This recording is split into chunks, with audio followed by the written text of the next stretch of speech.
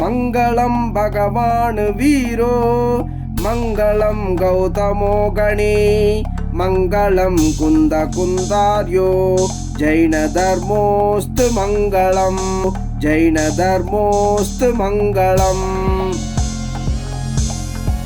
வாருங்கள் காணொளிக்குள் செல்வோம். பத்மநாபனுடைய அரசன் ஐராவதி தேவிக்கு மகனுமாய் அரிசேனன் சனத்குமார கல்பத்திலிருந்து வந்து அரிசேனனாக பிறக்கிறான். அவனுடைய சரிதத்தில் ராமபலதேவர்கள் சரிதமும் சேர்ந்து வருகிறது. அதையும் காண்போம். நேற்று ஆயுள் முடிந்த நிலையில் முனிசூவரதநாதர் தீர்த்த சந்தான காலத்தில் அகன்ற பெரு வீதிகளை உடைய போகபுரம் என்னும் நகரத்து மன்னன் பத்மநாபன், அவன் தேவி இனிய மனத்தினல் ஆன ஐராவதி தேவி, அவர்கள் இருவருக்கும் அந்த சனத்குமார கல்பத்து தேவனாகப்பட்டவன் வந்து பிறக்கிறான். அவன் சொல்லற்கு அரிய பெரும் புகழ் என்னும் கொடியை நாட்டினான். அவர்களுடைய அரிசேனனுடைய சிறப்புகள். பத்மநாபன் திருமகனாய் தோன்றிய அரிசேனன் பொன் நிறம் கொண்டவன், மேனியனாய் திகழ்ந்தான். 20 வில் உயரம் 2. அவனுடைய பரம ஆயுள் 20,000 ஆண்டுகள் 3. ஒரு நாள் அந்நகரத்து மனோகர உத்தியானத்தில் அனந்தவீரிய கேவலி எழுந்தருளியுள்ளார். 3 என்று அறிந்த மலர் மாலையை சூடிய அவன் தன் தந்தை பத்மநாபனுடன் அச்சோலைக்கு சென்றான். 4 முனிவர் அருளிய அறவுரையை கேட்டான். 5 முனிவரின் அறவுரையை கேட்ட மன்னன் பத்மநாபன் என்கிறவன் இல்லற வாழ்வில் வெறுப்பு கொண்டான். அந்த மனோகர உத்தியான வனத்திலே அனந்தவீரிய கேவலியாகப்பட்டவர் எழுந்தருளி இருக்கிறார் என்பதை கேட்டு பத்மநாபனும் அவன் அரிசேனனும் அந்த அறவுரையை கேட்டு பத்மநாபன் என்பவன் இல்லற வாழ்வில் வெறுப்பு கொண்டான். பலனு புலந்து பொருநாறுற்றுப்படை என்று 20,000 தந்தை பத்மநாப மன்னன், மனோகரம் என்னும் சோலை, அனந்தவீரிய கேவலி. பத்மநாப மன்னன் துறவேற்று கேவல ஞானம் பெறுகிறார். அந்த அனந்தவீரிய கேவலியினுடைய உபதேசத்தை கேட்டு பத்மநாபன் அரசன் இல்லற வாழ்வில் துறந்து அவர் துறவேற்று அவருக்கு கேவல ஞானம் உண்டாகிறது. எப்படி இருக்குது பாருங்க. பகவானுடைய காவியம், அதை கேட்பதற்கு நமக்கு நேரத்தை ஒதுக்கி கொள்ள வேண்டும். இதை மனதில் நிரந்தரமாய் நிறுத்தி கொள்ள வேண்டும் என்பது என்னுடைய சிறிய தகப்பனார் புலவர் அவர்களின் வாழ்த்து. ஏனென்றால் அவர்தான் என்னுடைய வாழ்விலும் இந்த மாதிரி படிக்க வேண்டும் என்று சொன்னார். வாழ்வில் விரக்தியுற்ற மன்னன் உடனே தன் மகன் அரிசேனனிடம் ஆட்சி பொறுப்பை அளித்து ஜினதீட்சை ஏற்றுக்கொண்டார். பத்மநாபனாகப்பட்டவன் ஜினதீட்சை வாங்கின்றார். அவனுடன் மன்னர் பலரும் தீட்சை ஏற்றார்கள். பற்றுகள் யாவும் பொடி பொடியாகி பறந்திட தியானத்தில் ஆழ்ந்த பத்மநாபன் தன் மனத்தை சஞ்சலமின்றி ஒருநிலைப்படுத்தி காத்து திகம்பரனாய் அரிய பெருந்தபத்தில் மூழ்கினார். அந்த வனத்தில், உத்தியான வனத்தில். அந்த நேரத்தில் என்ன நடக்கிறது என்று பார்ப்போம். இருளை விரட்டும் சூரியனை ஒத்ததும் பொலிவு மிகுந்த மூவுலக பொருள்கள் அனைத்தையும் அப்பொருள்களில் நிகழும் முக்கால மாற்றங்களையும் ஒரே நேரத்தில் ஒரு சேர அறிகின்ற வாலறிவு என்னும் முழுதுணர் ஞானம் பிறந்தது. யாருக்கு? அந்த பத்மநாப முனிக்கு. பத்மநாபன் முனி ஆகிவிட்டார். அவர் தீட்சை ஏற்று பற்றுகள் அனைத்தையும் துறந்து அவர் தபம் ஏற்றும் நேரத்தில் முக்காலங்களின் மாற்றம், நடந்த காலம், நிகழ்காலம், எதிர்காலம், இந்த 3 காலங்களுடைய மாற்றத்தையும் ஒரே நேரத்தில் ஒரு சேர அறிகின்ற, ஒரே நேரத்தில் இந்த உலக மாற்றங்களை அறிகின்ற வாலறிவு என்பது ஒரு அறிவு. அந்த அறிவை அந்த பத்மநாபன் அரசனாகப்பட்டவன் இடம் ஞானம் வந்து சேர்ந்து விட்டது. ஆட்சி பொறுப்பில் அமர்ந்த நற்குணனாகிய அரிசேனன் பிள்ளை, பத்மநாபனுடைய பிள்ளை அரிசேனன் இல்லறத்தார்க்கு உரிய அனுவிரதங்களை ஏற்று ஒழுகினான். ஒன்று, சம்சார ஜீவன்களுக்கு சம்சாரத்தில் இருக்கும் இல்லறத்தார்க்கு உரிய அனுவிரதங்களை ஏற்று ஒழுகினான் அரிசேன மகாராஜனாகப்பட்டவன். பத்மநாப முனியின் கேவலோற்பத்தியின் போது அவனது ஆயுத சாலையில் ஒளியை உமிழும் சிறப்பு மிக்க சக்கர ரத்னம் தோன்றியது. 2, அரிசேனனுடைய ஆயுத சாலையில தானாகவே சக்கர ரத்தனமாக எனப்பட்டது தோன்றிவிட்டது. அரசனின் காவலர்கள் ஓடி வந்து பத்மநாப முனிவர் அரசனின் தந்தை முழுதுணர் ஞானம் பெற்றதையும் ஆயுத சாலையில் சக்கர ரத்தனம் தோன்றியதையும் ஒளி வீசும் முடியணிந்த மன்னனிடம் அவனடி தொழுது கூறியதும். 3, தாவிப்பாயும் குதிரைகளை பூட்டப்பட்ட தேர்ப்படையை கொண்ட மாவீரனான அரிசேனன் அளவற்ற பேரின்ப கடலில் மூழ்கி சிந்திக்கலானான். 5, இந்த மாதிரி அவன் அரசு ஆண்டு இருக்கும் பொழுது என் தந்தை முழுதுணர் ஞானம் எய்திய சிறப்பை போற்றி வழிபடுவதே என் முதற் கடமை, அவனுடைய முதற் கடமையே நினைச்சுண்டான் என்று கருதிய மன்னன் வாசமிக்க பூச்செண்டுகளை சூடிய மகளிர், குற்றமற்ற அறிஞர்களாகிய அமைச்சர்கள் 2, பான்மையில் உயர்ந்த தன்னாட்டு மக்கள் 3, எல்லோரையும் சூழ்ந்து வர செந்தாழை மடல் விரிய கண்டு அது தன்னுடைய குஞ்சு என்று எண்ணி சிறகால் அணைக்க வரும் 4, நாரைகள் மேயும் வளம் நிறைந்த மருத நிலம் 5, இவ்வளவையும் கடந்து மோகனீயம் முதலான 4 காதி வினைகளை பந்தாடி வென்ற பரமனின் இருப்பிடம் சென்று வணங்கிய பின் தன் நகராகிய போகபுரத்துக்கு திரும்பினான். மோகம் என்ற 4 காதி வினைகளை பந்தாடி விட்டார். அவருடைய தகப்பனார் பத்மநாபன். அவரை, அந்த பரமனை வணங்கி மறுபடியும் போகபுரத்திற்கு திரும்பிவிட்டான் அரிசேனனாகப்பட்டவன் மகன். தனக்கு முன்னே பரதன் முதல் கொண்டு பத்மன் வரையிலான 9 சக்கரவர்த்திகள் 6 கண்டங்களுக்கும் அதிபதிகளாய் ஆண்டு புகழ் பெற்றதே போல்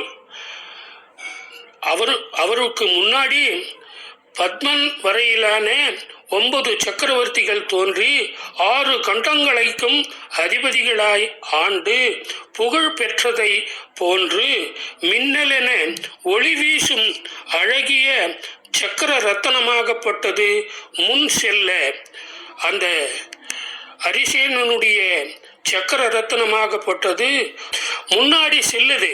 அந்த சக்கர ரத்தனம் பன்னாடுகள் மேல் படை கொண்டு சென்று போர் புரிந்து வெற்றி பெற்று ஈடு இணையிலா 10ஆம் சக்கரவர்த்தியாய் செங்கோல் செலுத்தினான். இவனுக்கு முன்னாடி 9 சக்கரவர்த்திகள் இருந்து 6 கண்டங்களையும் ஆண்டு புகழ் பெற்றதைப் போல் நாமும் செல்ல வேண்டும்.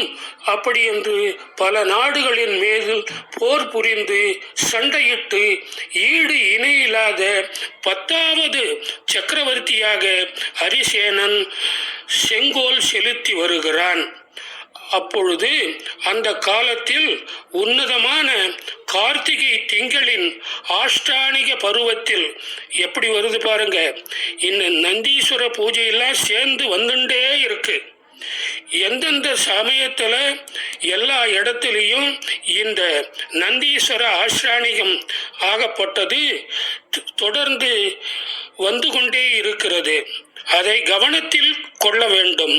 அக்காலத்தில் உன்னதமான கார்த்திகை திங்கள் ஆஷ்டானிக பருவத்தில் வந்த ஓர் நாட்களில் உறவினரோடு இணைந்து நந்தீஸ்வர பூஜையை சிறப்பாக இயற்றி மகிழ்ந்தான். 2வது சுத்தம் கார்த்திக சுத்தமன் என்று சொல்லப்பட்டது நந்தீஸ்வர ஆஷ்டானிகத்தில் 2வது சுத்தம். அந்த ஆஷ்டானிக சுத்தத்தில் அந்த ஹரிசேன சக்கரவர்த்தியாகப்பட்டவன் தன்னுடைய உறவினர்களோடு சேர்ந்து ஜினாலயம் சென்று நந்தீஸ்வர பூஜையை சிறப்பாக முடித்து தன்னுடைய அரண்மனைக்கு வருகிறான். ஆஷ்டானிக பூஜை முடித்து அரண்மனைக்கு திரும்பியதும் தன்னுடன் வந்தோர்க்கு, அந்த ஹரிசேனன் மகாராஜன் சக்கரவர்த்தியோட வந்தவங்களுக்கு ஹரிசேனன் திருவரத்தின் மேன்மையை விரிவாக எடுத்து உரைத்தான். அறத்தினுடைய சிறப்பான அம்சத்தினை தகுதியை உபதேசம் செய்து மேன்மையை விரிவாக எடுத்து உரைத்தான். அந்த திருவரத்தினுடைய அடிப்படைகள் மேன்மை தன் அரண்மனையின் உப்பரிகையில் அமர்ந்து மொட்டமாடி, அவனுடைய மொட்டை மாடியில உப்பரிகை என்றால் அந்த அரண்மனைக்கு மேல் இருக்கும் தளம் அமர்ந்து இவ்வாறு தன் அறமுறைத்து கொண்டு இருந்தபோது அங்குதான் அற உபதேசம் செய்கிறான். மேல் மாடியில ஜனங்களுக்கு அற உபதேசம் செய்து கொண்டிருக்கிறார் ஹரிசேன சக்கரவர்த்தியாகப்பட்ட. இரவு பொழுது வந்து விட்டது, ராத்திரி வந்துடுது, மணி 8, 9 ஆயிட்டது. விண்மீன்கள் வானில் கண் சிமிட்டின. நட்சத்திரமாகப்பட்டது மேகலையாகப்பட்டது அந்த வானில் தெரிகிறது. கிழக்கு திசையில் பால் போலும் ஒளியோடு உதித்து வந்த ஒரு நட்சத்திரமாகப்பட்டது முழுமதியை ராகு விழுங்கியதால் பூமியில் எங்கும் இருள் சூழ்ந்தது. கிரகணம் ஒரு நட்சத்திரத்தை ராகு என்பது நம்ம கிரகணம் பார்க்கிறோம் இல்லையா, அதுதான். அந்த ராகுவாகப்பட்டது விழுங்கியதால் சாப்பிட்டுச்சு அந்த நட்சத்திரத்தை. பூமியில் எங்கும் இருள் சூழ்ந்தது. அந்த பால் போல இருக்கிற அந்த நட்சத்திரத்தை ராகு விழுங்கியதால் எங்க பார்த்தாலும் ஒரே இருட்டாயிட்டுது. பான்மையில் உயர்ந்த அந்த அறத்தில் உயர்ந்த ஹரிசேனனாகப்பட்டவன், பான்மைனா அவனுடைய மேன்மை, அவனுடைய புகழ், அவனுடைய அறவுரை, அவனுடைய தர்ம உபதேசம் எல்லாவற்றிலும் அவன் மேன்மையாக இருக்கிறான் ஹரிசேனன். அந்நிலவுக்கு ஏற்பட்ட நிலை கண்டு மனம் நடுநடுங்கினான்.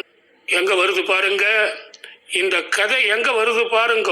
ஒரு நட்சத்திரத்திற்கு, பால் போல உள்ள நட்சத்திரத்திற்கு இந்த கதி. ராகு விழுங்கியது, சந்திர கிரகணம் அடைந்து இருள் சூழ்ந்து விட்டது. அப்படி என்று நினைத்து நம்மளுடைய நிலை எப்படி ஆகுமோ என்று பயந்து விட்டான், நடுநடுங்கி விட்டான் என்பதை புலவர் பெருமான் மிக அழகாக குறித்து உள்ளார். ஐயகோ, மானிடராகிய நம் வாழ்வின் நிலையும் ஆயுட்காலமும் இது போன்றதுதான் என்பதை மறந்தோமே. இப்படி நம்மளுடைய வாழ்வின் நிலையும் இப்படித்தான் என்று இருக்குமோ என்று நாம் மறந்துவிட்டோம். அறியாமையில் இருந்து மீளும் நிலையை நாம் அறியாமல் கிடந்தோமே. அழியா பெருந்தவம் ஏற்று வீடு பேறுதலே நாம் ஏற்க வேண்டிய மேலான நெறி அன்றோ என்று சிந்திக்கலாம். நாம இல்லறத்திலிருந்தே இந்த தர்ம உபதேசத்தை கேட்கிறோம். நம்மளுடைய மனமாகப்பட்டது, எண்ணமாகப்பட்டது, சிந்தனையாகப்பட்டது, நெஞ்சாகப்பட்டது ஒரு நிலைக்கு வந்த பிறகுதான் நம்மளுக்கு அந்த துறவு மனப்பான்மை வரும். என்னடா ஒரு எப்ப பார்த்தாலும் இந்த துறவே சொல்லிக்கிறாரு அப்படின்னு நீங்க யாரும் தவறாக நினைக்க வேண்டாம் என்பது முக்கியமான கருத்து. ஏனென்றால் நம்மளுடைய ஆத்மாவாகப்பட்டது சுத்தமாவதற்கு நிலை நிறுத்துவதற்காகத்தான் 24 தீர்த்தங்கரர்களுடைய கதையை, சரிதத்தை நாம் கேட்டு மகிழ வேண்டும் என்பது முதல் கருத்து. அடுத்தது, தபம் நோற்று அகமிந்திரனாகிறான் அந்த அரிசேன சக்கரவர்த்தியாகப்பட்டவன். இவ்வாறாக நிலையாமை சிந்தனையை அவன் நெஞ்சில் ஊறிட, நிலையாமை சிந்தனை அப்படி என்று சிந்தனைகள் இருக்கிறது. அந்த சிந்தனை நிலையாமையை பற்றி ஜீவக சிந்தாமணியில் திருத்தக்க தேவர் அவ்வளவு அற்புதமாக சொல்லி இருக்கிறார். அதை நான் ஒரு முறை படிக்கிறேன், நீங்களும் கேட்டு மகிழுங்கள். எத்தனை முறையில் அதை மறுபடியும் திருப்பி திருப்பி படித்தால் கூட மனம் சஞ்சலமாகாது என்பதை சொல்லுகிறேன். நிலையாமை சிந்தனை அவன் நெஞ்சில் ஊறிட, எளிதில் விளக்க முடியாத அரச போகங்களை துச்சமென கருதி துறக்க துணிந்தான். 2, தன் அருமை புதல்வன் மகாவேகன் என்பவனை உடனே அழைத்து பாருங்க. பத்மநாபன் முனி, பத்மநாபமாக்கப்பட்டவன் தன்னுடைய மகன் ஹரிசேனனுக்கு கொடுத்தான். ஹரிசேனனாகப்பட்டவன் தன்னுடைய மகன் மகாவேகனுக்கு அரச பொறுப்பை கொடுக்கிறான். மணிமுடி சூட்டி மன்னனாக்கினான். பின்னர் மின்னல் தவழும் ஸ்ரீமந்த பெருமலையில் எழுந்தருளியிருந்த தவத்தின் மேன்மை மிக்க ஸ்ரீநாக கேவலிகளிடம் பத்மநாப முனியும் அனந்த வீரிய கேவலிகிட்ட தர்ம உபதேசம் கேட்டார். ஹரிசேனனாகப்பட்டவன் ஸ்ரீநாக கேவலிகளிடம் சென்று துன்பத்திற்கு இடமான பிறவி சுழற்சியை வெல்லுதற்கு அரிய ஜின தீட்சையை ஏற்றான். அனந்த வீரிய கேவலியினிடம் பத்மநாபன் ஜின தீட்சை வாங்கி கொண்டார். அடுத்தது ஸ்ரீநாக கேவலியிடம் பிறவி சுழற்சியை ஒழிப்பதற்காக ஹரிசேனனாகப்பட்டவன் ஜின தீட்சையை ஏற்றான். அவனுடன் மன்னர் பலரும் துறவு ஏற்றார்கள். துறவு ஏற்ற ஹரிசேனன் 4 வகை ஆராதனா முறையில் உடல் நீத்து, இந்த 4 வகை ஆராதனான்றத விளக்கம் நான் பிறகு உங்களுக்கு கொடுக்கிறேன். உடல் நீத்து அகமிந்திர உலகத்தில் 33 கடற்காலம் ஒப்பற்ற அமர சுகம் துய்க்கும் பேறு பெற்றான் ஹரிசேன மகா சக்கரவர்த்தியாகப்பட்டவன். ஸ்ரீநாக கேவலியிடம் பிறவி சுழற்சியை ஜினதீட்சையை ஏற்றுக்கொண்டு அகமிந்திர உலகத்தில் 33 கடற்காலங்கள் அமர சுகம் துய்க்கிறான் என்று புராணம் சொல்லுகிறது. பெருங்கடலால் சூழப்பட்ட இந்நில உலகில் இனிக்கும் தேன் போலும் தமிழில் ராமபிரானின் சரிதத்தை தம் செவி குளிர கேட்டு மகிழ்ந்தவர் எண்ணற்றோர். இந்த பெருங்கடலால் சூழப்பட்ட இந்த மண் உலகத்தில் ராமருடைய சரிதத்தை கேட்டவர்கள் அநேகம் பேர், எண்ணற்றோர், கணக்கே கிடையாது. அவ்வாறு பலரும் பருகிய அச்சரிதம் சமணம் போற்றும் 4 அணு யோகங்களில் முதலாவதான பிரதமான யோகத்திலும் சிறப்பாக விரித்து உரைக்கப்பட்டுள்ளது. முக்கியமாக இந்த இடத்த நல்லா கவனிக்கணும். ராமனுடைய சரிதத்தை சமணம் போற்றும் 4 அணுயோகங்கள், அதுதான் பிரதமானி யோகம், சரணானி யோகம், திரவியானி யோகம், கரணானி யோகம் என்பது அந்த 4 அணுயோகங்களில்தான் அந்த ராமருடைய சரிதம் வருகிறது. அந்த சரிதம் சமணம் போற்றும் 4 நிலைகள். அதில் முதலாவதான பிரதமான யோகத்தில்தான் மிக சிறப்பாக விரித்து உரைக்கப்பட்டுள்ளது. மற்ற எந்த காவியத்திலும் ராமருடைய சரிதத்தை இந்த அளவுக்கு போற்றி ராமருடைய முற்பிறவி வரலாறுகளை எந்த காவியத்திலும் கிடையாது என்பதை நான் ஆணித்தரமாக உங்களுக்கு சொல்லிவிடுகிறேன் என்பதை அறிந்தோர் சிலரே ஆவர். அந்த பிரதமானி யோகத்தில் விரிந்து உரைக்கப்பட்ட சொற்களை, அந்த தமிழ் இசையை, அற உபதேசத்தை கேட்டவர்கள் கொஞ்சம் பேர்தான். அவ்வாறு கூறப்பட்டுள்ள அச்சரிதத்தை இங்கே உரைக்க முன் வந்துள்ளேன் என்று புலவர் பெருமான் அவை அடக்கத்துடன், ஆகம அடக்கத்துடன் இனி அந்த ராமர் லட்சுமணருடைய சரிதங்களை கூற இருக்கிறேன் என்று அந்த இடத்தில் சொல்லி முடிக்கிறார். நற்காட்சி நாளை தொடரும். சம்யக் தரிசனம்.